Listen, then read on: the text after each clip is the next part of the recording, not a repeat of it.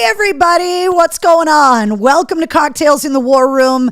I am your host, Mistress Carrie, and for the 278th time, welcome to the War Room. This is where we meet up every Tuesday night at 8:30 to talk about the world, to talk about what's going on in our lives, talk about music, I think most importantly. It's something we started doing on March 14th of 2020 at the very beginning of the pandemic. We did 80 nights in a row, wrote out the craziest part of COVID together.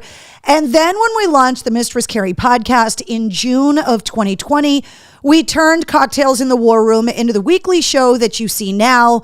And we get together every Tuesday night at 8:30 live on my official Facebook page, Instagram, Twitter, Twitch, and YouTube. So depending on where you're watching from, you may or may not be able to see all of the show. I think if you're watching Instagram, the aspect ratio of the screen is a little different.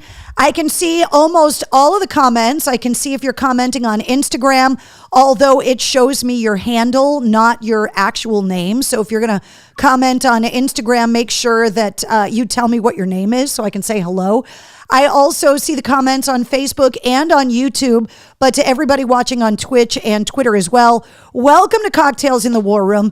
I know there's a lot of new people that are discovering me and the War Room because of my new radio show in Charleston, South Carolina on 98 Rock. So if you are one of those people and you're new to the War Room, please let us know in the comments. If you're new to the War Room from anywhere, let us know in the comments where you're watching from and that it's your first time so that the War Room family, as they have named themselves, can welcome you properly. And before we get into the show and I introduce you to my co-host that's making all of this noise over here, I want to make sure that anybody that's new and not familiar, if you go to mistresscarrie.com, you will see the Cocktails in the War Room section right on the front page of the website. You will see the word dictionary is a hyperlink, dictionary. That'll take you to the glossary. And that will fill you in on a lot of the inside jokes and terms, especially from the early days of the War Room, because those inside jokes, it's kind of like a glossary. We don't want you to be left behind. And so if you have questions about why people are referencing things, a lot of the time the explanation is in the dictionary. So want to say what's up to Eddie on Instagram, Bish on Facebook, Mike Govin watching from New Hampshire on Instagram right now. Let's see. Rebecca joining us on Instagram as well. Tracy on Facebook. Keith on Facebook. Denise is joining us on Facebook as well. The War Room family is quite the crew. It's quite the tribe. And what I love is that we are a really diverse group of people, not only geographically, but also in age, in financial makeup, in religion. But this is a place we come because we're looking for camaraderie, we're looking for positivity, and we're looking for people that love a lot of the same things that we do. Not everything, because we're very different in a lot of ways, but especially people that have a passion for music, which is really kind of how we all started our relationship, especially yours with me, because of the years that I've spent on the radio playing your favorite songs. So Brian joining in on Facebook. What's going on? Keith says, no way, I didn't get the notification. Rebecca says, followed on WAF. Thank you very much. Tons of new places for you to find me in the wake of WAF, which is part of the reason why the War Room kind of started in the first place, is that a few weeks after WAF went off the air, people were wondering how I was doing. And so I got the suggestion from an old coworker of mine at AAF that I should go live and let people know how I was doing, especially with the start of COVID. And the room in my house that I'm sitting in right now is actually called the War Room, which is where all my military memorabilia is from my trips overseas, my family's military memorabilia from their years and generations of service, and it's also where the bar is. So we started meeting here for a cocktail in the War Room, and over 278 episodes, we've had a lot of cocktails. A lot of cocktails. Okay, you probably can hear her already over here Wednesday. But for anybody that's new to the War Room, let me introduce you to my co-host. This is Wednesday. That is where you can find her on Instagram. She joins us pretty much every week here in the War Room on the Pug Cam. Can you get down for me? Down. Good girl. She also sits with me in the studio when I'm doing the radio shows and the podcast. Paw, can I have a high five? Thank you. Down. And is pretty much with me all the time. Now that I work out of my own studio, I have the ability to take her with me when I go to work. And so her and I are pretty much inseparable all of the time. And the only time that I can get her to sit still and do tricks is when I have a pocket full of cookies. And once those cookies are gone until mail call later on in the show, she will probably bail on us and come back later. So, right, darling? Are you being a very good girl? We've been having some house repairs done. For anybody that doesn't know, my house is old. Older, not old by New England standards, but older. And so I am constantly doing some kind of project around the house. And right now I'm having some repair work done to my siding. And people that repair siding don't usually work like late at night. So they're usually here pretty early in the morning. And so Wednesday and I have been getting up earlier over the last couple of weeks than we are used to. I have raised her to be a night dog the way that I was raised by my parents to be a night owl as a kid. And so when the alarm goes off early in the morning, so that I can, get the power going for the guys that need to plug in the power tools, she's not happy with me. So she has been a little out of sorts the last couple of weeks because she's having to get up early, which I don't enjoy either. So good evening. Second week, says Ben. Ben, thanks for joining us. Mark's here. Hello, Kitty Hawk, North Carolina. Miles into an MC trip. Mark, that's fantastic. Kevin says, what's up, Wednesday and Mistress Carrie and everybody. Donna saying, hey guys, sorry I am late. Rebecca says, I love your precious pug. Don't say that. Don't Wednesday. She's just you can't have your ego floated anymore. Everybody knows you're the prettiest girl. I've been putting up a lot of pictures of her on her Instagram, which by the way, is that Instagram handle right there. So if you're not following her on Instagram, yes, she has her own Instagram because otherwise there would just be pictures of my dog on my Instagram all the time. Logan McElroy joining us from Charleston, South Carolina. Logan, I'm hoping that you found the show because of 98 Rock in Charleston, which is where I started last week, which I'm super excited about. So many transplanted New Englanders have moved to South Carolina. And I have been getting so many messages, email, social media going, wait, is this the same Mistress Carrie that I grew up listening to on WAAF? Because if it is, this is a dream come true because I'm in Charleston, South Carolina. And now I feel like I'm home because I'm listening to you on the radio again. Michael Cole says, pre-coffee Carrie, ouch. You have no idea. Ask the hubs. Ask Mr. C. He will tell you. I'm here in Tampa, says Eric, and I am fucking melting. Yeah. I have friends that are like in Vegas right now, that are in Phoenix right now. That's why I always say I would take the snow because you can always put on another coat. You can't take off your skin. And it gets to the point, and being part Sicilian, like we're just sweaty people. And I can't handle extreme heat, especially since I got heat stroke in Iraq back in 2006. Like I just have no tolerance for extreme heat like that. I mean, back then it was like 130 in Kuwait and Iraq, which is brutal. But I just don't have tolerance. Once it gets over 85 degrees, I'm like, yeah, I'm good. I am all set with that. Get down. Good girl. Good girl. Donna says, welcome to our new family, to the new members. Jessica says, that is where Sully Erna's mom lives. I know, which is hilarious because when Sully found out that I was going to be on the radio down there, now she has a reason to listen to 98 Rock, not only to listen for her son's music, but also to listen to me because Sully's mom is just amazing. Jessica says, hi, Wednesday, you cutie. Bish says, I love high 90s during my runs.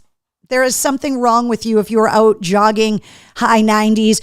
The only time I can handle it being that hot is if I am on vacation. I have some kind of tropical, pineapple-y, coconutty, frozen drink, or maybe a Mai Tai or a margarita, and I am like waist deep in the pool, sitting at the poolside bar, or like floating in the ocean on a pool floaty or something. Other than that, Jonathan, swamp ass. Exactly. Let's see. New England, you get all 4 seasons, although definitely don't like the humidity. Well, that's the thing. The humidity is terrible, and the bugs. Watching the cicada footage, yeah. And those parachuting flying spiders that everybody's been talking about on the news, can't handle it.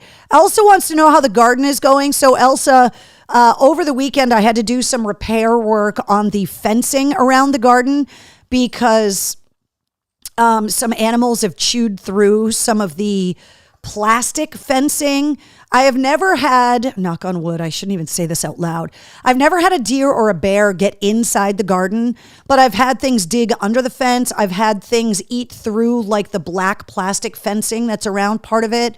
I reconfigured the garden a little bit during COVID and reinforced the wooden structure of the garden, the fencing around it. And so over the weekend, I did some protective fence kind of maintenance, upgraded some of the fencing, replaced the door to it has gaps that bunnies and bigger things could get through. So I put a metal meshing, not chicken wire, but smaller square so that like nothing can get through that. I really don't want to replace all of the fencing around it with metal because I just didn't like the look of it. I don't want to deal with rusting chicken wire and all that. But so far the garden is good.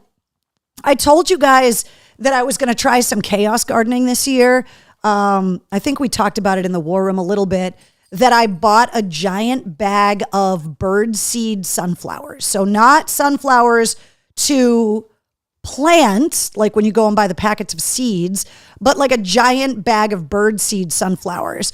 And I soaked a couple of cups of them in water overnight, which I have learned is the best thing to do with your seeds before you put them in the ground, and planted those sunflowers inside the garden.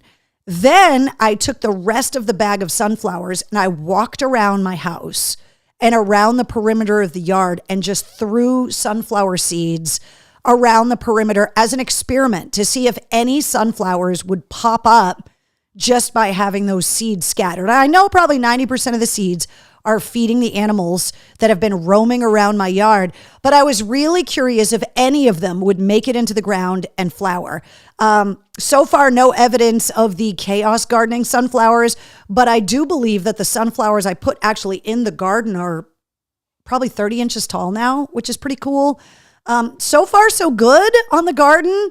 I'm pretty close to flowers on the pea plants. They're getting pretty tall. I think the peas are about 4.5 feet tall now, but I don't have pods yet. I have been picking white cherries off my cherry trees like crazy. I planted these trees, they were like this big when I planted them. And now one of them is probably 25 feet tall and covered with white cherries. In case you didn't know, cherry trees aren't all red, red cherry fruit. Some of them are white, which means that when the fruit is actually ripe, it's like the color of rosé. I made the mistake when I first started getting fruit on those trees to like try to wait for them to turn red, not realizing I planted a white cherry tree. And then I went out there and all of the cherries were gone. And I was like, what the fuck happened to all of my cherries? And then a friend of mine came over and was like, oh, you planted a white cherry tree. That's awesome. And I was like, wait, what are you talking about? So just in case you have wondered why your cherries never turn red on your tree, you probably have a white cherry tree in the yard. So I've been picking cherries. Get out of there, Wednesday. And they are delicious. The problem is the tree is so tall that I don't have a tool to be able to pick the cherries and get them all down. So if anyone has a suggestion of a tool to effectively pick cherry trees 20 feet up, and don't say a cherry picker because I'm not going to rent a cherry picker to literally pick cherries. I'm talking about a handheld pole-based device. I know I'm doing this, you perverts. Do me a favor, hit the message the studio button at mistresscarrie.com and send me the link, because I am definitely looking for something to pick more cherries because it's insane. But my apple trees that I picked, I now have little apples like this big. And I am now looking at what I need to put on the apples to keep things from eating them like worms. But I don't want to spray poisons on stuff. I love being able to turn the things in my garden into jams and jellies and all of that stuff. And it's all organic stuff. I don't spray pesticides or anything on it. So if you have suggestions for the apple trees, let me know as well. Let's see. I've seen bunnies everywhere on my way home. Wednesday has been chasing the bunnies. There is a bunny nest. I've got these little itty bitty bunnies living in some of my bushes that are adorable. Wednesday thinks that she can catch them, which she cannot. Our rose bush is flowering like crazy, and my bleeding heart has a shit ton of blossoms as well. Yeah, things have been growing great this year. The lawn looks really good. The garden is doing really well so far. I had a lot of flowers on my blueberry bushes this year. I think I'm going to have a bumper crop of raspberries this year. I have a whole section of the yard that is kind of cordoned off for raspberries because they spread like crazy, and the raspberries look amazing. So use a ladder, says Dave. No kidding. Really, Dave? The problem is getting the ladder up there, A, and B, it's not something that I want to do without someone there to call 911 if I fall down, which is what I think every time I climb a ladder. I always want to make sure I have my phone in my pocket, but I just live in fear that something is going to go wrong with the ladder. I'm either going to fall down off the ladder, or the ladder is going to fall and I'm going to get hurt, and there's not going to be anybody around to help me. So I would prefer to not climb a ladder. I would rather have some kind of a pole contraption. How about a cranberry scoop on a pole? I don't know what a cranberry scoop looks like. I know I'm from New England, but that I don't have a cranberry bog in the yard. So if you can send a cranberry scoop my way, let me know. Michael Cole's putting up Amazon links. Picker telescoping adjustable avocado scoops. Okay, I'm into it. Off topic, but I am finishing audio engineering degree and have been trying to get my foot in the door, but hitting dead ends. Any tips, says Emily. Emily, I wish I did. I think one of the only tips that I could give you, I don't know what your curriculum is, but I would really make sure that you are an expert in Pro Tools, Adobe Audition, all of the recording softwares. I know that there are a ton of people that get hired to edit and produce podcast audio. I see people online all the time. Does anybody know somebody that can edit my podcast? A lot of podcasters don't know how to produce their own shows. They don't know how to edit the audio, which is something I'm very fortunate that when I started the podcast, I had 20 something years of audio editing experience. So I do all of that myself, but I think the biggest thing is make sure that you are on top of the technology. Make sure you understand all of the new features of things like Pro Tools, which is pretty much industry standard at this point. And then I think, trying to apply for some kind of an internship. It's something that gets discussed on this week's episode of the podcast as well, that I'll tell you about in a minute. There are so many studios in Nashville. And so if you have the opportunity to maybe go to Nashville for an internship for the summer or something, try to get in at a studio to try and learn some things. I had to do multiple internships in radio before I got hired, but I know that things are just a lot different than they used to be back then. But if you're not up with all of the features of Pro Tools, that would be the first piece of advice that I would give you for sure, because it's pretty industry standard. Let's see. Walter, pick the cherries, says Jonathan. Donna says, just sent you a link at mistresscarrie.com. Thank you very much. Tom joining us on Facebook, asking what the F is going on. Found one that I like on Amazon. Sent it to her, says Donna. Thank you very much. Rebecca, it's all digital. It's all digital, not analog. I mean, look, 606 Studio that Dave Grohl owns in California. He's got a Neve board. He's got a lot of analog gear. but Pro Tools has really made it so that people can make really good sounding recordings in their own home studios, which so many artists use now. That skill set is going to help you in whatever kind of audio production world you end up getting into, whether it be audio production for television, for internet streaming, for radio, for music, whatever it is that you're doing. The audio has to get recorded somewhere and edited and produced somewhere. And I would say, I don't know, probably 85 to 90%, an uneducated guess of mine is that people are using Pro Tools. So blueberry rake on a pole, says Tracy, for the suggestion on the cherries. Jason says, hey, Carrie, sorry, I'm late. Thank you very much. A 5-hour show is now recorded in an hour. The death to radio broadcaster, says Rebecca. So yeah, if you want to get into the weeds of radio now, radio is completely different. It's different in a lot of ways. It's different because fewer companies own all the radio stations than used to 25 years ago. It's different because of digital technology now. The studios are automated with computers that hold all the music now. I think just like any other industry, they're automating as much as they can. The AI boom, I think, is only going to be more and more detrimental. They already have complete AI radio stations on the air, and they're telling the listeners that this is AI. And I think people are like, ooh, that's cool. But I've seen Terminator. I know how that all ends. So, and to me, I still love the idea of connecting with the person on the radio, listening to their perspective, hearing them talk about things that are going on, hearing them talk about things that we have in common. So if you listen to the Mistress Carrie radio show, probably 85% of the show is talking about the bands and the music, because that's what I love. That's why I got into radio in the first place, is the music. So, Rebecca says, I'm so happy to finally watch your podcast. So, Rebecca, there's a difference. The Mistress Carrie podcast is audio only. You can find it everywhere. I'll tell you all about it coming up on the show. This, what you're watching right now, is Cocktails in the War Room, which is my weekly video show. This is not the Mistress Carrie podcast. Two completely different things. If you go to mistresscarrie.com, you can see the difference. The podcast is not video yet. It is a goal of mine to eventually be able to release the podcast interviews as video as well. But not all of the interviews that I do are videoed.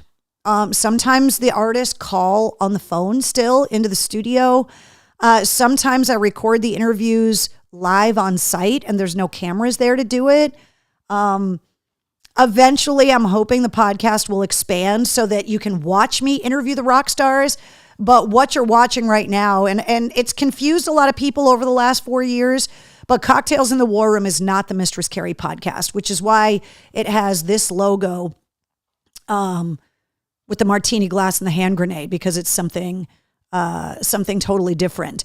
Eric says, did you hear Hardy's new cover of Gin and Juice with Dr. Dre? Oh, I heard it. Hilarious. The blending of music that is happening right now, because of artists like Tim Montana and Jelly Roll and Hardy and Royal Lynn that was on the show last week, but then also Five Finger Death Punch with DMX.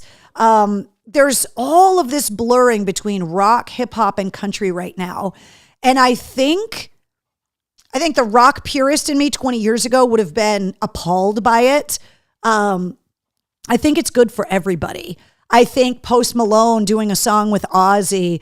I think Public Enemy and Anthrax, Aerosmith and Run DMC. I think all of those things help to the Linkin Park album they did with Jay-Z. Like, all of these things are spurring creativity in all of the artists. And I don't know if you guys watched last Thursday night, the Eminem produced show in Detroit. Watch it. If you haven't seen it yet, it's great. Jelly Roll was on it. But I watched Eminem's performance, and he performed with the Detroit Symphony Orchestra. It was the grand reopening of this old historic train station in Detroit that the Ford Motor Company spent millions of dollars to help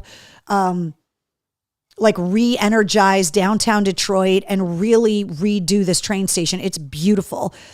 But watching Eminem perform his songs with a symphony, the way that Evanescence did the Synthesis tour, like, I just am kind of loving the fact that these really tall silos of music are starting to come down a little bit.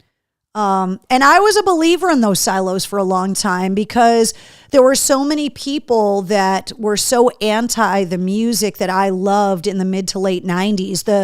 The metal stuff, the hard rock stuff that came at the tail end of grunge. And so many alternative stations were picking on the active rock stations for the Korns and the Limp Bizkits and the Rage Against the Machines and the Disturbed and Seven Dust and all Deftones, all of that kind of stuff. That it really created this rivalry between alternative and active rock, and that you couldn't like, you know, a band like Muse and like Korn at the same time, and that these stations, you know, the White Stripes or whatever, like, you were forced to kind of pick a side. I mean, in radio, we had some of the most legendary radio rivalries in the country in Boston at the time.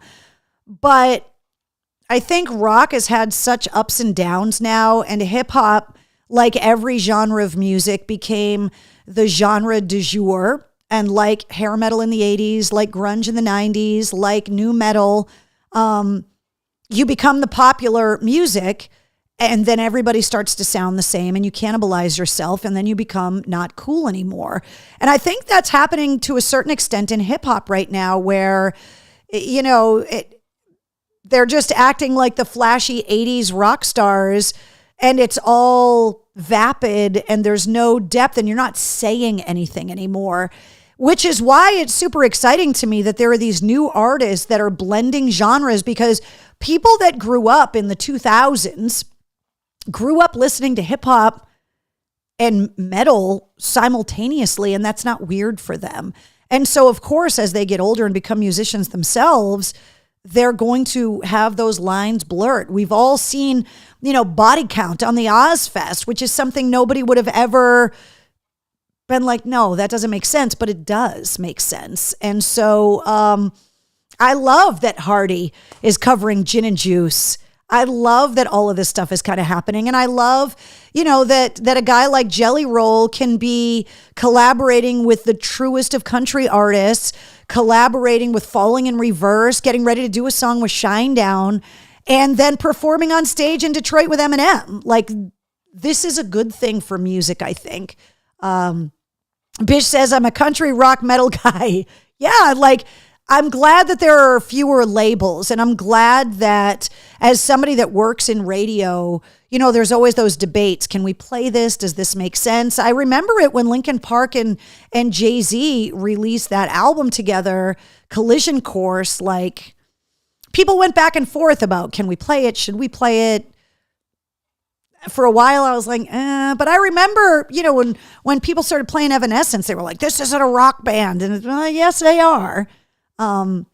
So I'm very excited. And Jelly Roll is amazing. Hardy is amazing. Tim Montana's unbelievable. Like, I love that these guys are true creatives, that they're true musicians that are doing it because it's what they love and not doing it because they're trying to follow a musical trend and they're just trying to make a buck. They're trying to make music that they love. If you go back and listen to the last Tim Montana interview, he talks about how he tried to make it in the confines of country music for so long and they wouldn't accept him. And then he moved back to Montana where he grew up and he started recording rock music. And the rock fans were like, this shit is awesome. And he's like, you know what? I've been accepted by rock. That's where I'm staying. I love it. So I just think it's awesome. And I love the fact that you guys are discovering a lot of these artists early on the Mistress Carrie podcast. And that even if you're unsure if you're going to like the music, you're giving these artists a chance listening to the interviews because you're curious about what they have to say. And then when you get to know them as people, I think it makes listening to the music a little different too, because you're like, oh, wait, I remember them referencing that on Mistress Carrie's podcast. On Instagram, absolutely love Jelly Roll. That performance with Eminem was so good. I know it was great. Manuel TV on Instagram says, greetings from Mexico City. Thank you very much. But do you think 30 Seconds to Mars is rock? Yeah. I mean, what else is it? I don't think it's pop necessarily. Pop rock, maybe, I guess, if you want to call it alternative. But yeah, I think 30 Seconds to Mars is rock. Sure, why not? I am a hardcore Hair Nation fan, but my son taught me to open up my genres to hip hop and not country. I'm still having a hard time. It's such a twangy thing going on. I got to tell you, I have a hard time with a lot of the country stuff too. You know, I am way more on the ZZ Top, Allman Brothers, Lynyrd Skynyrd, Johnny Cash side of country than I think I would be, you know, on like the more poppy Carrie Underwood, like, you know, and a lot of like the patriotic posturing stuff with country. Like, it doesn't do anything for me. On Instagram, what about interviewing the local music scene or the local medicine? Let me try that again. What about interviewing the local metal scene out of Worcester? Well, I mean, sometimes I can do that stuff, but as you're seeing here in the comments, as I've expanded the Mistress Carrie podcast to still 149 countries, which we'll talk about, but also on over 42 plus radio stations around the country, the podcast is something that I try to make as kind of diverse and wide as possible, because I want people that are listening to me on the Oregon coast or in Dothan, Alabama, or in New Mexico, or in Wyoming, or in Charleston, South Carolina, that I want it to be just as interesting to them. And so, you know, Mike Shue and I have talked extensively because it was so awesome that he used to do the Harder, Faster metal show. And, you know, doing a local music show is hard too, because you get so many music submissions that you have to go through them all. And you're doing it as a passion project, not as part of your full-time job. And it can be overwhelming going through all of the submissions sometime. Carmelita with Bay State Rock, I mean, she spent hours and hours and hours doing it. But I go to a lot of shows in Worcester, and I go and watch the bands. I hear about them. And I'm always willing to like help, you know, promote shows and stuff. It's just when it comes to the podcast, I'm always trying to kind of stay up on top of what's next, the big artists that are just getting ready to break nationally, and to make the show as appealing for someone that is in Worcester, Massachusetts, or Portland, Maine, or Charleston, or anywhere else that people hear me on the radio or on the podcast. So that's kind of why I don't do more super locally focused stuff. Let's see. Christine says, oh my God, I forgot about that metal show that Mike used to do. It was awesome. Mike is such a huge connoisseur of metal. Harder, Faster was awesome for metal fans. He was just so good at it, so knowledgeable. You know, I used to listen to the show all the time to kind of keep my finger on the pulse of what was going on in metal, because I knew Mike would tell me. Bish says, I can go from Kenny Chesney to Metallica to Tupac in my playlist. I can do the Tupac sometimes, the Metallica, obviously, the Kenny Chesney, the country stuff. I'm trying, but my husband loves it. It's just not something that I have developed a taste for yet. All right. I got a bunch of stuff I want to tell you guys about. So the first thing I want to tell you guys about is a new Mistress Carrie deal for the summer. It's a perfect thing to solve your Father's Day problem if you haven't gotten Dad something for Father's Day, which, by the way, is coming up on Sunday. So I tell the guys this before Mother's Day. Ladies, don't screw up Father's Day. But for the summer, if you have ever wanted to try skydiving, I got together with Jumptown Skydiving, And they are offering for the summer $40 off a tandem skydive when you use the code Mistress Carrie. Jumptown is the oldest commercial drop zone in the United States. It's located in Orange, Massachusetts, about 70 miles west of Boston. The history of Jumptown is long. The safety record's great. The view up over the Quabbin Reservoir on a clear day, you can see Boston. It's absolutely gorgeous. So if you have always wanted to try skydiving, if you know somebody that has always wanted to try it, if you have questions about whether you can go or not, you can go to jumptown.com. Just go to the tandem section. There's an FAQ section there. But go to jumptown.com. And then if you want to make an appointment for a tandem, when you go to pay and check out, use the code Mistress Carrie and you get $40 off. And I put all of this information and the links up in my blog at mistresscarrie.com to make it easier for you guys to find. Yes, it is Laconia Bike Week this week in New England, up in New Hampshire in the Lakes region. And this reminder is good for anybody, no matter where you're watching Cocktails in the War Room from. The motorcycles are everywhere. So just please, please, please, please double check the mirrors. You know, people are always screwing around with their phones while they're driving. You're using Waze or whatever on your phone to navigate. Just keep an eye out for the motorcycles. And for motorcyclists, I always said, you know, I'm never going to tell you what to do. I will just subtly remind you that my motorcycle accident in September of 2015, that my life was saved by the safety equipment that I was wearing, including my helmet, including the leather jacket, the boots, and the gloves, and the denim, real denim jeans that I was wearing. Saved me from road rash. Yes, I still had to have surgeries to repair damage from the accident, but I was told in no uncertain terms by the paramedics in the ambulance that were there on scene on the highway that 100% my safety equipment saved my life. And so I wear full face helmet when I ride my motorcycle. I wear a full face helmet when I skydive because I don't want to get kicked in the face by one of my idiot skydiving friends. So just think twice about your safety equipment.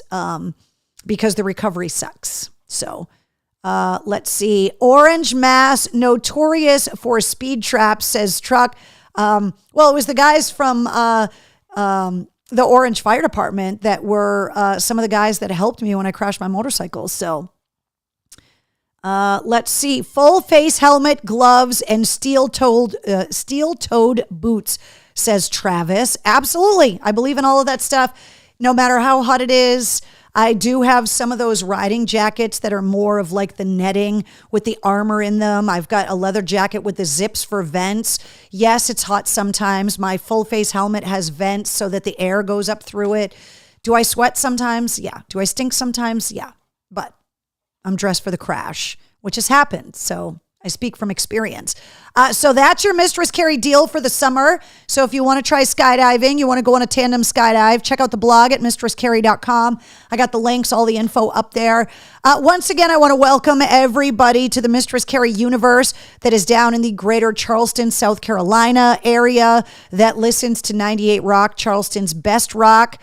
I'm so excited. This is week number 2 that I've been on the air in Charleston.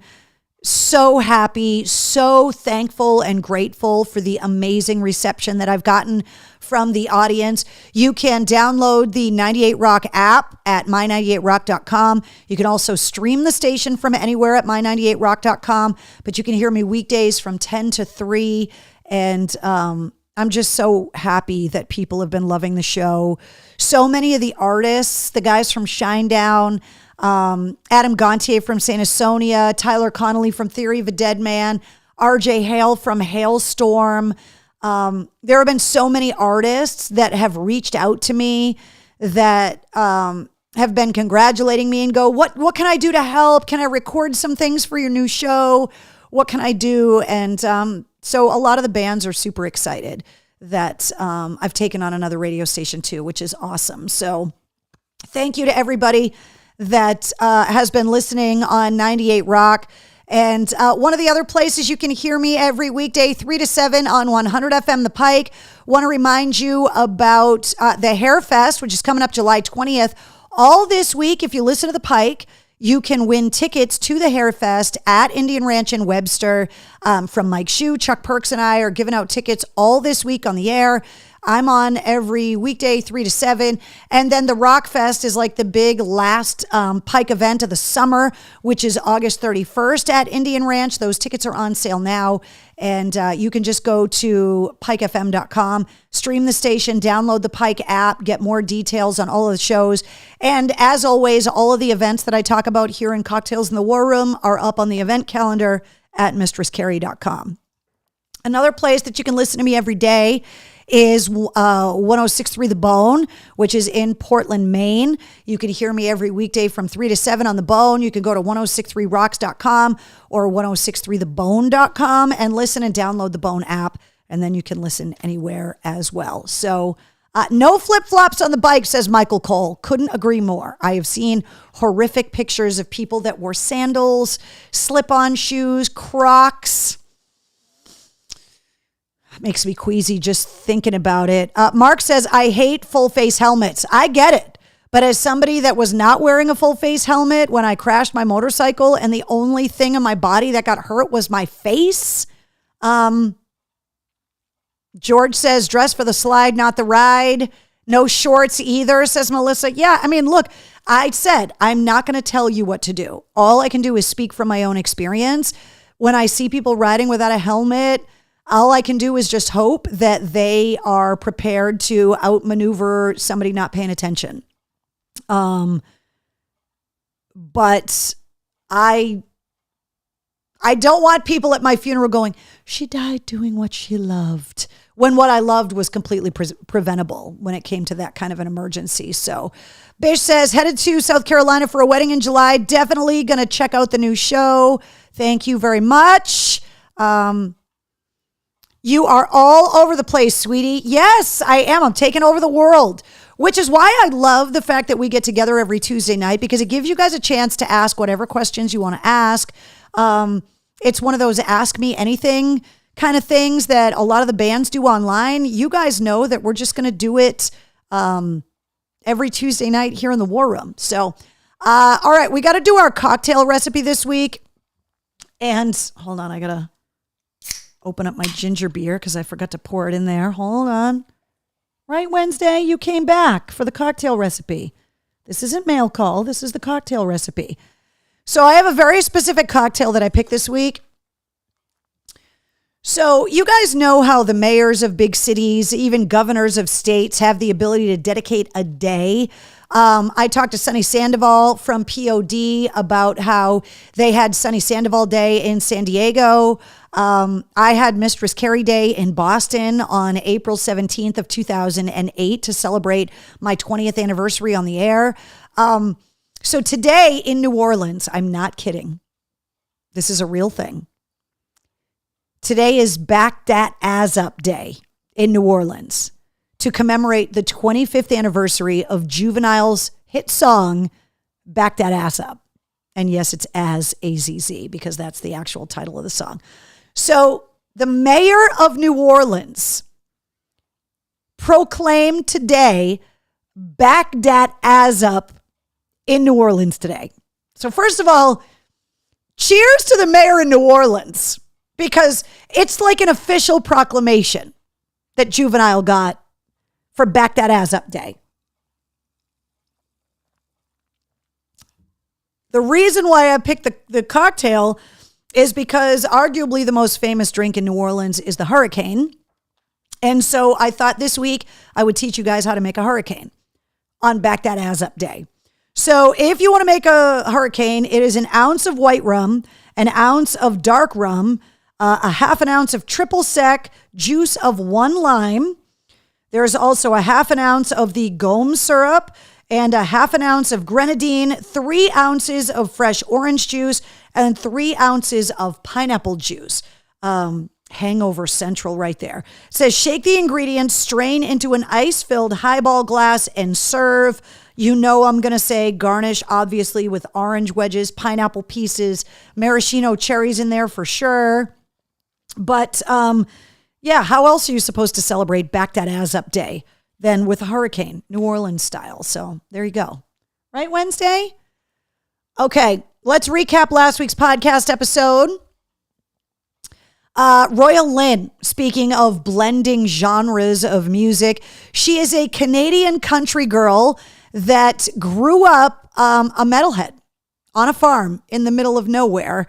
And she is coming out of Nashville with a little bit of kind of country swagger, but she is all rock all the time. And she has got pipes. So she was my guest on episode 209 last week of the Mistress Carrie podcast. She is one of the newer artists that earlier this year I got introduced to at the radio convention Happens that I went to in Vegas. And it's part of the reason why I go on those Vegas trips every year is that I get to go and see the new artists that the labels have signed and that are developing. And I get a chance to meet them, to hear the music that they're working on, and really get a sense of what this artist is like long before anybody else does, which I absolutely love. So, oh my God, hold on. I need to turn on the pug cam for you guys real quick. She has come in and just decided to put her butt on my leg, right? Are you just going to sit there? Are you protesting because the cookie pocket's empty? Huh? You want to say hi to everyone? You want to say hi to everyone? You just want to put your butt on me? You just want to be all snuggly? It's okay. You can sit with me. Jonathan says, I love grenadine. I always thought grenadine was maraschino cherry syrup, and it's not. It's pomegranates, which I did not know. It's freaking delicious. I love it too. Let's see.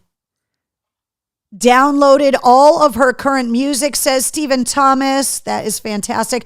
Oh my God, I am in love with Wednesday. She is so precious. She looks like a little cuddle bug. Oh, she's a cuddle bug, all right. Absolutely, for sure, 100%. So if you have not gone and listened to Royal Lynn's music yet, her first big major single is called Death Wish. It is dedicated to first responders. She does a lot of work, as she talked extensively about in the interview, working with mental health, working with first responders, military members. What? Hold on, you guys got to watch this. Hey, what are you doing?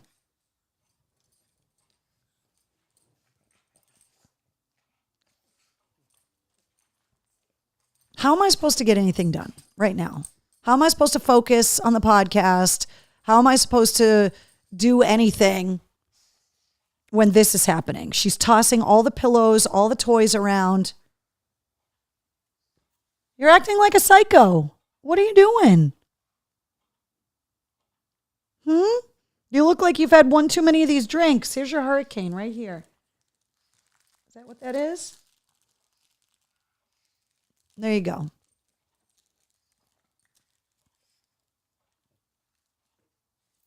Why are you knocking it off the couch? I'm trying to talk about the podcast. And you just want to be cute and playful, and nobody's going to listen to a word I say because they're just watching you right now. You know that's what's happening. You hijack the show every week like this.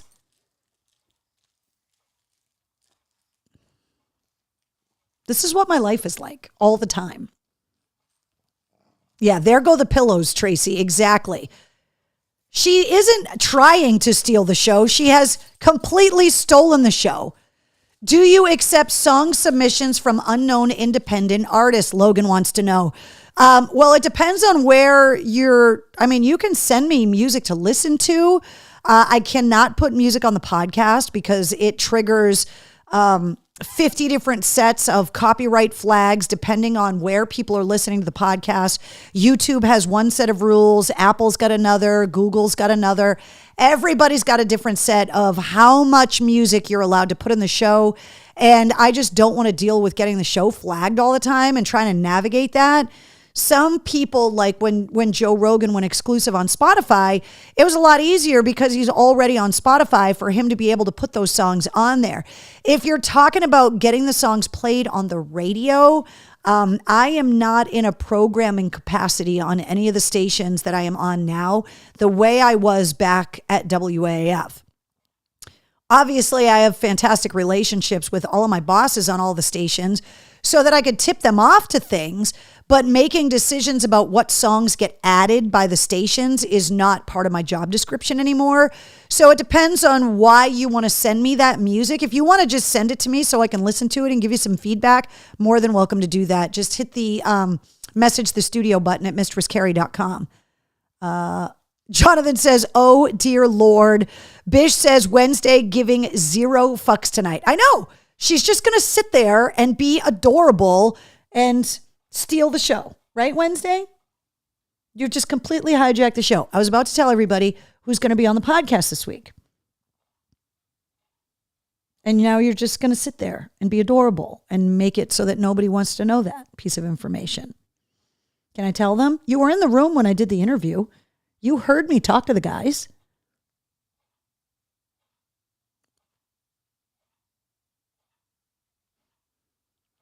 Joshua says they do say pets act like their owners. Marcy says, Mommy, I am doing my job. Yeah. Wednesday giving 0 fucks tonight, Bish. I know. F-bomb. Woohoo, says Keith. She says, give me cookies, says Louise. I don't have any more. The cookie pocket is empty. She ate them all already. Yes, you heard me say it. To empty. I'm going to tell them who's on the show this week. Okay. Before she does something else that's ridiculously cute. Episode 210 of the Mistress Carrie podcast is out tonight at midnight. And my guests this week are Troy McClawhorn and Terry Leroy from Killington Pit. Now, you'll remember Troy McClawhorn because this is not his first time on the show. He is a member of Evanescence. He is one of my oldest friends in music. He was the guitarist in the band Double Drive back in the late 90s. I met him through the Seven Dust Guys years and years and years and years and years and years ago. He was a member of Seether for a while. He was a member of My Darkest Day for a while. He has been in Evanescence now for, 16 years or something like that. And Terry Leroy, Troy McClawhorn, you'll recognize Will Hunt from Evanescence as well. He's the drummer. And this is a new band that came out of COVID. It's a bunch of great musicians that absolutely love metal. And they got together to start working on some metal covers like Accept, Balls to the Wall, Dio covers, Maiden covers, Judas Priest covers, stuff like that. And then as they started collaborating more, they realized that they wanted to write some originals. And so when I found out about this project, I was like, I want to have these guys on the show because I knew that it would be a great conversation about music. Terry Leroy is the lead singer. He has been the singer of so many different metal bands. He is a jewelry maker and makes body modification jewelry and comes out of that world and the music world at the same time. And he has got pipes. So if you look up Killington Pit, which is the name of the band right here, I asked him all about where the band name came from. I asked him about the song selection of the songs they decided to cover. But we got into nerdiness when it came to, bands that they loved, that they grew up inspired by, like Queensryche and Judas Priest and Iron Maiden and Dio. Troy McClawhorn told me a really funny story about meeting Eddie Van Halen. People lose their minds every day when they meet rock stars. But what I think a lot of people forget is that those rock stars, there are rock stars that are rock stars to them. And to hear Troy tell the story about getting to meet his idol as a guitar player, Eddie Van Halen, to hear him fanboying out the story is hilarious. So this week's episode is all about music and inspiration, and we talk a lot about the music we all love. And we're expecting an announcement very soon about when their debut album is coming out with original songs on it, because they have not released that yet. They have released a handful of covers that you can find on all of the streaming platforms, especially their cover of Accept's Balls to the Wall, which you can find on Spotify and Pandora and all of that. You guys need a Pug Cam update. That's what's happening right now. She looks like she is just surrounded by drinks in a drunken stupor right now of cuteness, right? You're just chilling in your spot. Perfect camera shot because you're a professional, damn it, right, Wednesday? Yeah, I know. You're a professional. You're a professional, I know. This is how it is. When I record these podcast episodes, like she's literally either on the floor in a pug bed that is at my feet while I'm sitting in the studio, or she is sleeping like this, kind of in all of the pillows that are on the couch in MCHQ. Either way, this is what she does. This is normal Wednesday while mommy is talking behavior. If you like the podcast, so Killington Pit episode 210 goes live at midnight tonight. Subscribe to the podcast. Not only are you going to get the weekly episodes, but you're going to get the sit rep Monday through Friday, rock news, music headlines, entertainment updates. It's around 5 minutes long, keeps you up to date with everything that's going on.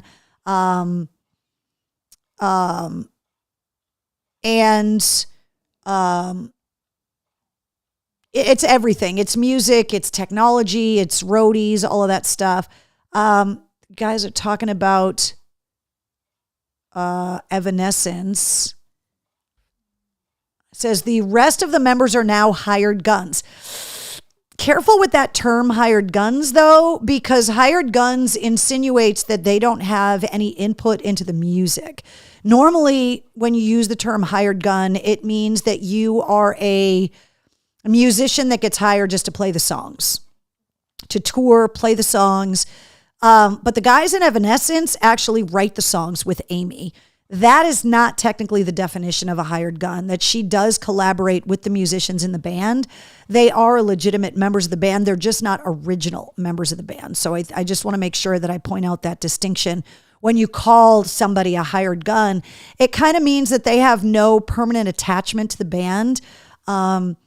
And hired gun also, you know, that term kind of changes the pay structure too, because a hired gun just gets like a weekly rate to tour or, you know, whatever. Whereas if you're a member of the band, then you are kind of plugged into the revenue structure of the band, meaning record sales, song royalties, if you help to write the, you know, the songs or all of that stuff. So it's not quite hired gun, but I get where you're going with that. Let's see. Jessica wants to know how mom is doing. Mom is okay. We got the all clear that there were some pop-up COVID cases at her facility. Mom never got COVID again, which is great. And she's doing okay. So status quo, I think. Travis wants to know, was Troy's dad a Marine? You know what, Travis? I don't know. It didn't come up in the conversation, so I don't know the answer to that. Maybe some deep digging on Wikipedia, you might be able to get the answer to that. Once this episode comes out and I tag all of these guys in all the social media posts, I can find out, but I don't know if he comes from a military family. But it's something that you guys have heard come up on the podcast all the time. So many of these artists are veterans themselves or grew up in veteran families that it wouldn't surprise me if Terry Leroy's dad was a Marine. Wouldn't surprise me at all.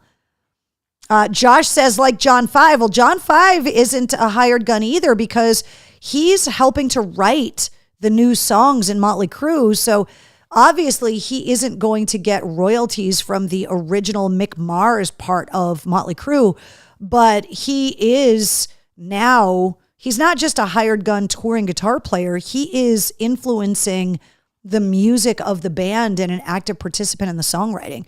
And if you go back and listen to the bonus episode of the Nikki Sixx podcast interview that I did, he talks about that a little bit. Speaking of the podcast, here's all the different places that you can hear the podcast and subscribe. All of the big ones, obviously, like Apple, Google, Spotify, Odyssey, iHeart. You can also listen to the audio-only episodes on YouTube. And The easiest thing, if you don't know anything about podcasting, is just to go to mistresscarrie.com. Every episode has an embedded player. Just hit play on the episode you want to listen to. It's pretty simple that way. I made it super easy for those that are technologically deficient. The podcast worldwide continuing to grow in audience, but unfortunately not in the number of countries. We have stalled out at 149 countries that have listened to the Mistress Carrie podcast thus far. Still waiting for 150, which would be great. I want to fill in that map a little bit more. If you are celebrating your birthday today on June 11th, happy birthday. You're sharing it with Donnie Van Zant from 38 Special and Frank Beard from ZZ Top. And also happy Back That Ass Up Day. I'm sorry, it's just funny. So cheers. Happy unbirthday, Keith.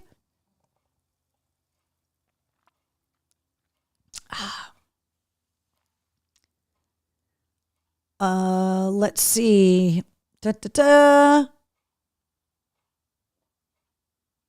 Bish says, screw it, I'll just live in Kenya. Donna says 2024 is your year. Donna, I hope so. All right, we got to talk about a couple things. I know this came up in the comments earlier.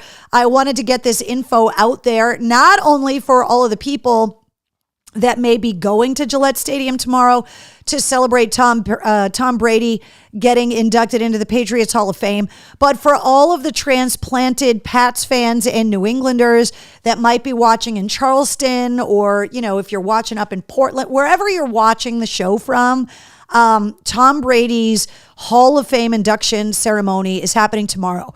Gillette Stadium sold out for this event. This is the information that the Patriots have released. Bill Burr is going to help open the festivities. So the parking lots at Gillette Stadium open at 3:00. The stadium opens at 5. They are asking for everyone in attendance to be in your seats by 6:30. They don't want you to miss the very beginning of the ceremony at 7:00. So they're telling you to get there early. There is a massive list of special guests, former players. Bill Belichick is not on that list, but he is going. And they are going to stream it live. You can watch it stream live on patriots.com, on the Patriots YouTube, and there will also be embedded players on all of the Patriots social media pages as well. So for anybody that's not going to be there, I got a ticket last minute, couldn't believe it. So I am going tomorrow, which I'm so excited about. But if you're not able to go, you will be able to watch it live from anywhere. So cheers to the GOAT. I mean, why wouldn't you sell out the football stadium? A guy thinks he's Taylor Swift right now in the middle of June. Why not? Let's see.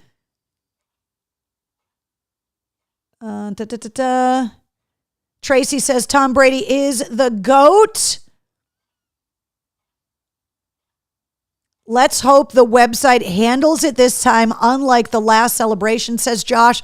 That's all you can hope, is that the stream is going to be able to handle it. You guys have seen me have technical difficulties here, especially when we started expanding the stream of the show on Instagram, Twitter, YouTube, Twitch, all of that stuff.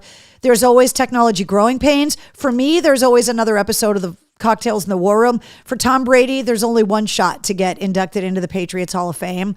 And so I hope that the Patriots technology can handle it. Wrong button. Hold on, let me drink for that. I just want to give you an update on the pug cam. There you go. Just chilling. Just chilling Wednesday. Thank you. All right, so I keep your eyes on my socials tomorrow as well, and I will give you guys an update because I am going to be at Gillette Stadium tomorrow. Shows coming to the Garden: Incubus, Weezer, Jelly Roll, 21 Pilots, Jeff Lynne's ELO, The Black Keys. This show got canceled.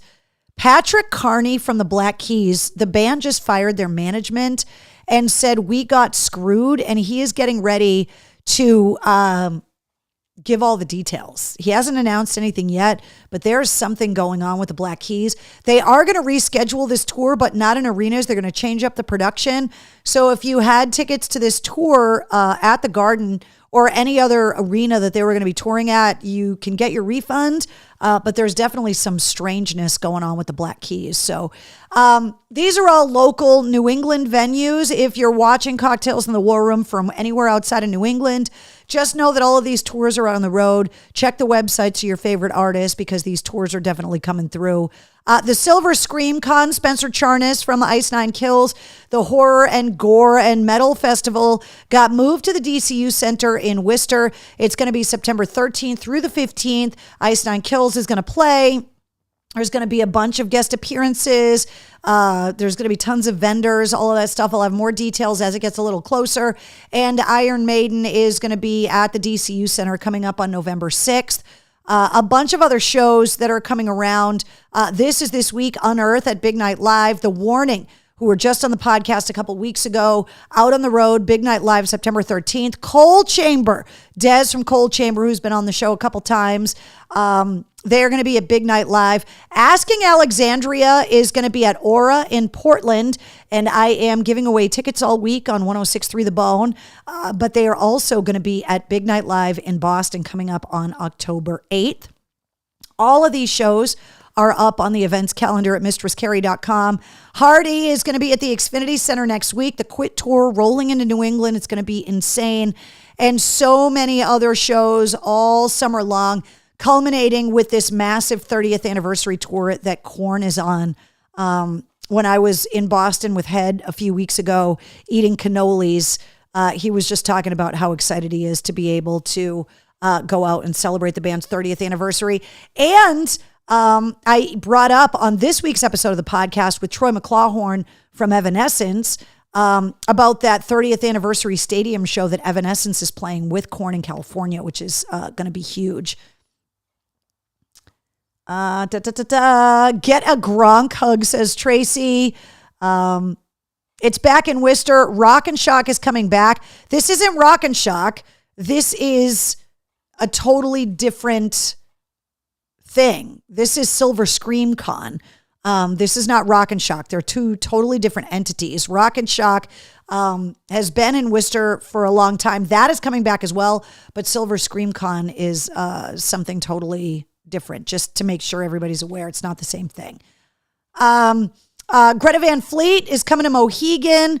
Godsmack's going to be at Mohegan, but they're also going to be up in New Hampshire and up in Maine as well. Seven Dust doing 2 sold-out shows at the Hampton Beach Casino Ballroom in September. And this Blue Vi Levin Carey beat show, that's Danny Carey from Tool, by the way, Adrian Belew, Steve Vai, playing the music of King Crimson. Like, if you are a music nerd, this is like music heaven. That's at the Shoebird on October 11th. And that tour is national as well. Leader Bank Pavilion coming up, I Prevail and Hailstorm. Also Slash's Serpents Tour. The 311 Tour is coming up August 7th. The Bush Loaded Greatest Hits Tour. Falling in Reverse, who are getting ready to release their first album in 7 years. Popular Monster, that is going to feature Jelly Roll as a cameo appearance. Also, their cover of Last Resort by Papa Roach is going to be on this. And the Falling in Reverse Popular Mons Tour 2 has got Dance Gavin Dance, Black Veil Brides, Tech Nine. That's happening September 9th. Andy Bierzak from Black Veil Brides was just on the show a few weeks ago. And Jane's Addiction, the original lineup out on the road. They're going to be at the Leader Bank Pavilion on September 13th. Yes, it includes Dave Navarro. He is finally able to tour with the band. He's been battling long COVID, I think, for like 2.5 years. Rolling Stones already happened. Typo. Social.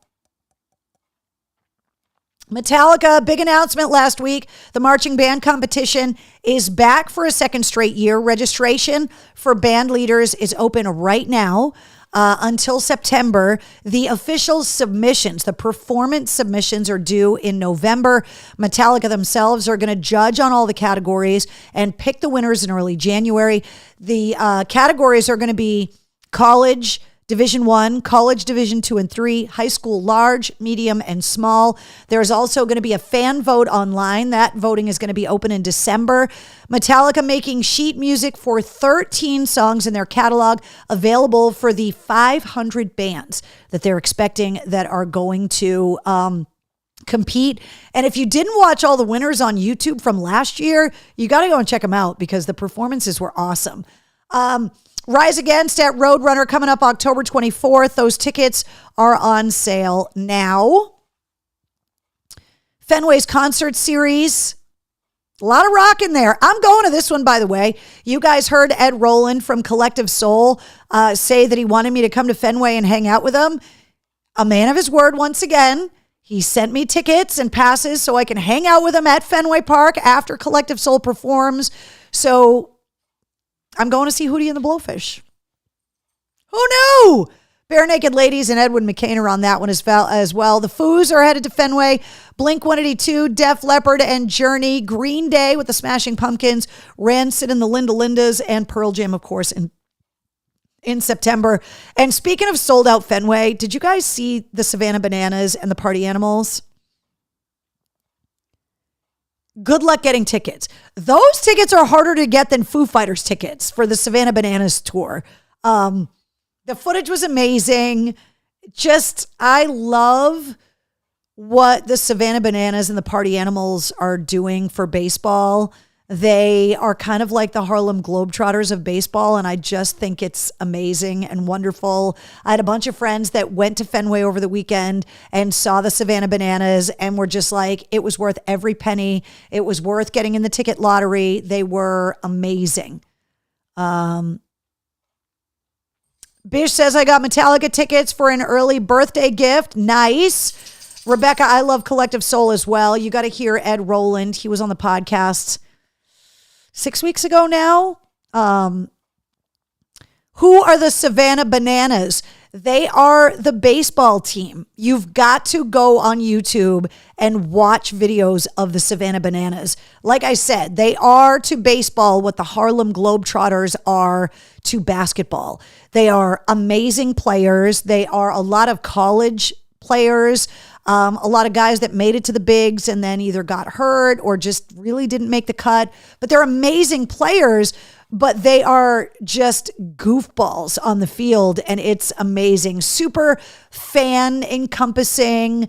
It's super friendly for kids. The Savannah Bananas needed a team to play, so that's the Party Animals. And if you haven't seen them, you got to go online and check them out. They're unbelievable. I think they're one of those entities that really got famous off of TikTok and social media, and they're just unbelievable. Let's see. Yes, you have to win a lottery for a chance to get Savannah Bananas tickets because you just can't get them. They sold out Fenway Park.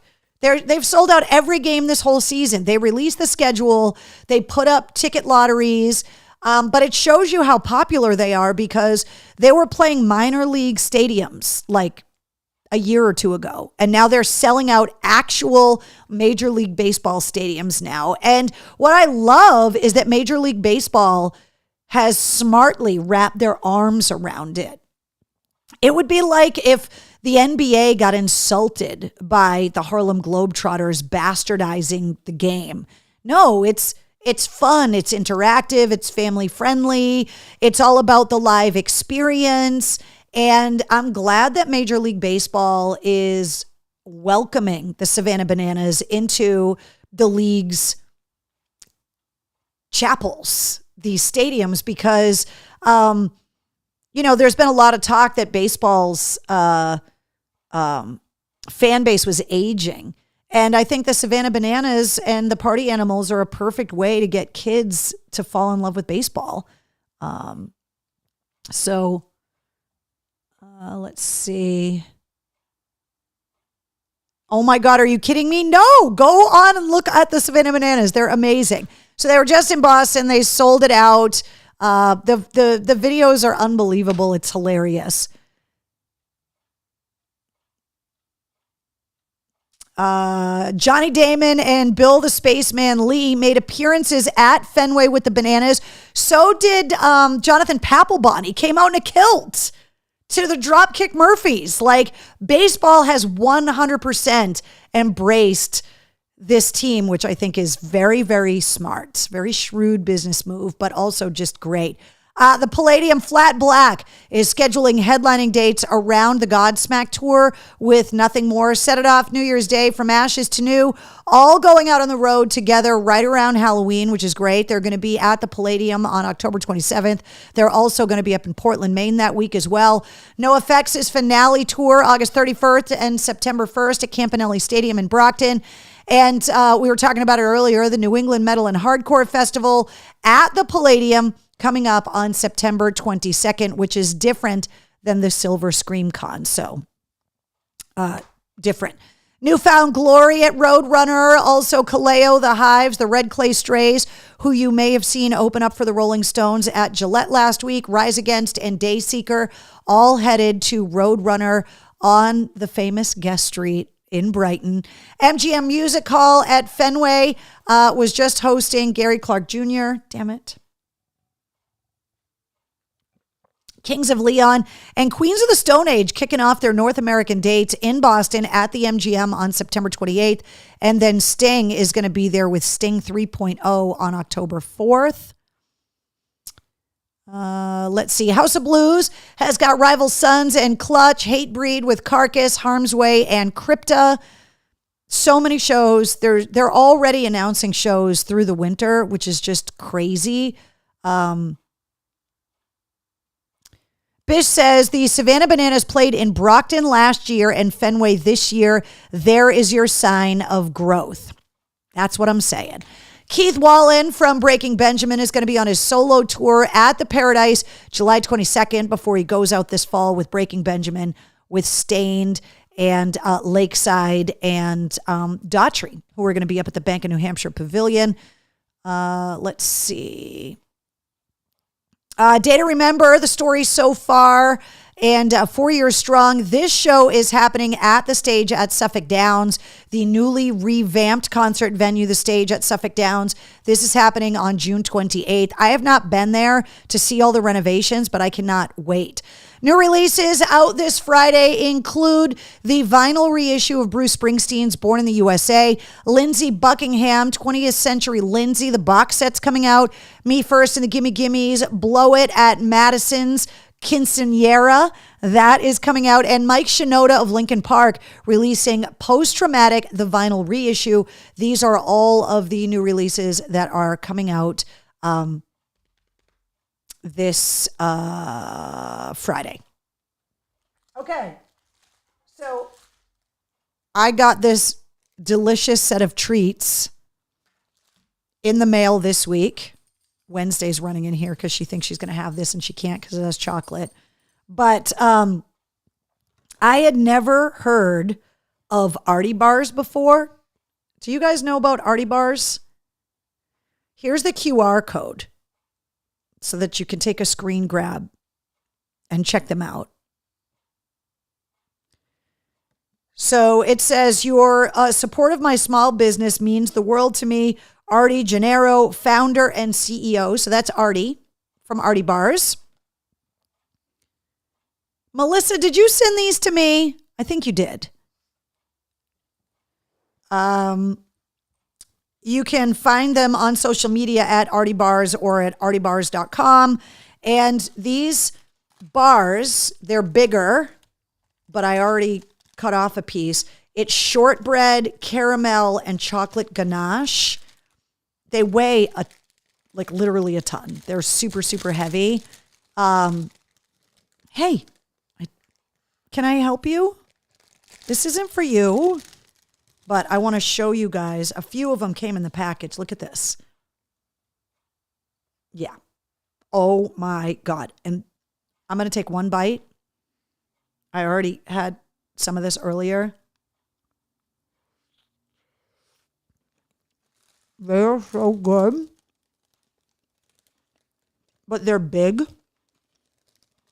That's what she said. And I don't think you could eat it in one sitting. Like they're massive, but they're really, really good.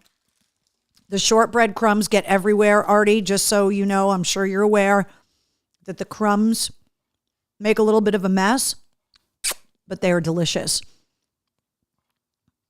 Support local business, absolutely. Melissa, you did. Yes, I thought you did. They are unbelievable. They are so good. Melissa, are they local? Where did you find them? Obviously, you guys can find them easy like this, but where did you find them? Do you know, Artie?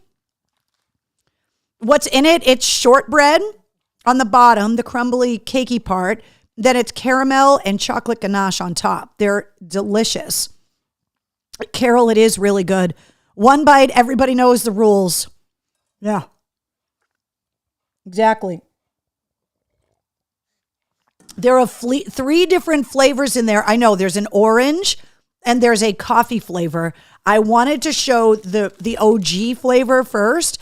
I have not tried the other 2 because I can't eat them all at once as much as I would love to. But where did you find them? Did you just find them online, or do you know Artie? Like I have questions, Melissa, but they're delicious. So thank you, Melissa, for exposing me to Artie bars because they're really, really good. So there you go. He originated in Mass and relocated to Raleigh. Interesting. Okay. Rachel, I did say coffee. They come with little flavor stickers on them. So it's got a little coffee cup. So I'm assuming it's like a mocha coffee kind of flavor. And then there's an orange that the orange flavoring is probably in the chocolate ganache that's on top. Artie is in Raleigh, North Carolina. So there you go. But if he originated in Mass, I think it's pretty cool. And I love supporting local businesses like this, e-commerce businesses. I just think it's great. Have you guys ever seen the guy on social media that analyzes the shelves and the aisles of supermarkets? And he takes pictures and he goes through all the brands and goes through who owns them. And then so if it's like Heinz or like whatever other big company, and then he goes into what hedge funds actually own the companies. And so basically all of the different competitors, they may be owned by different companies, but those companies are owned by all the same people. And so what this guy does is he tries to find in supermarkets products that are family owned, that are still run by actual people that started the companies. And I notice myself that I am trying more and more to make sure that I am encouraging those businesses, right? That like if I'm going to get pizza, I try to order from a local pizza place. If I'm going to drink seltzer, there's a bunch of different seltzers on the market, so I might as well drink the local one. Stuff like that. And so the idea that this guy's running this company and it's delicious and you could just order them online and it's Artie and they're his bars and that's his face and this is his place. I think that's really cool. And I think if we, all try a little harder to try and, shop at a little bit more local, it changes the whole ecosystem of your community because keeping your money local and locally owned and celebrating local businesses and going to local produce markets and getting your meat sourced locally and some kind of farm share, all of these things kind of help. I found him through a friend on Facebook, Melissa says. Well, there you go. Social media advertising works. So there you go. Can I? Travis says Polar Seltzer Peach Iced Tea is awesome. I like the lime the best. That's my favorite, but I haven't really found one I didn't like yet. Can I help you? What are you doing? Do you want to say hi to everyone? Or you just want to look at my Artie bar? Is that what you want? You can't have it Wednesday. All right. I want to tell you guys about the Father's Day sale happening right now in the store before we get out of here. Father's Father's Day baby onesies, and all of the men's t-shirts and tank tops. So not the 3/4 sleeve jerseys, but the t-shirts and the men's tank tops and the Father's Day baby onesies. The My Dad Says Mistress Carrie Rocks. They're all 20% off through Father's Day. And you can use the code DAD2024 at checkout if you go to mistresscarrie.com. Check out the shop. There's a ton of other stuff. Great gift ideas for dads. Pint glasses, koozies, the Slate Cocktails in the War Room coaster, shot glasses, pint glasses, coffee mugs, all of that kind of stuff, depending on what your dad is into. But the men's t-shirts, tank tops, and the new baby onesies are all 20% off through Sunday with the code DAD2024. If you got a Mistress Carrie Backstage Pass, you know about the live streams. We do them once a month. I'll let you guys know when we're going to do our next one. You know who's coming up on the podcast to submit questions, travel blog updates. So I will always kind of update you guys a little more behind the scenes when I'm out on the road. Access to event tickets and information. You have already been tipped off about an event that is in the works. I'll give you more details coming up. You guys always get info first. And exclusive concert ticket giveaways. Right now, you have access to Cage the Elephant tickets at the Xfinity Center, and you also have access, and I forgot to put it up here, tickets to see Hailstorm and I Prevail at the Leader Bank Pavilion. So if you have a Mistress Carrie Backstage Pass, you also get exclusive merch discount codes, ticket giveaways. So just go to patreon.com/Mistress Carrie, or just click the Patreon button at mistresscarrie.com. and get yourself a Mistress Carrie Backstage Pass. But those I Prevail and Hailstorm tickets, if you got a Backstage Pass, you can get those. Find me on social, all the places you guys know where. Obviously, the Pike app, the Bone app, and then, of course, the new place, 98 Rock in Charleston. Go to my98rock.com. You can download the 98 Rock app. You can listen to any of the radio shows anywhere. And of course, all the social links and everything is up at mistresscarrie.com. So there you go, guys. Rachel says, I always try to shop small and pure ingredients whenever I can. Absolutely. Lime is wicked good, says Travis. Thank you very much. Orange vanilla, delicious. She's looking for her mail, says Donna. I know what she's looking for. Lizzie, Hailstorm. Yes, tickets for I Prevail and Hailstorm in Boston at the Leader Bank Pavilion. Peace, love, rock and roll. Catch you on the flip side, says Melissa. Wednesday, do you want to say goodnight to everyone? Do you want to say goodnight? Say thank you for hanging out in the War Room with us. Thank you for following me on Instagram. Right? You want to say goodnight? Say goodnight, everybody. Bye, guys. I'll let you know how how Tom Brady's day goes tomorrow. And new episode of the podcast, Killington Pit, episode 210 of the podcast goes live at midnight tonight. Say goodnight. Good night.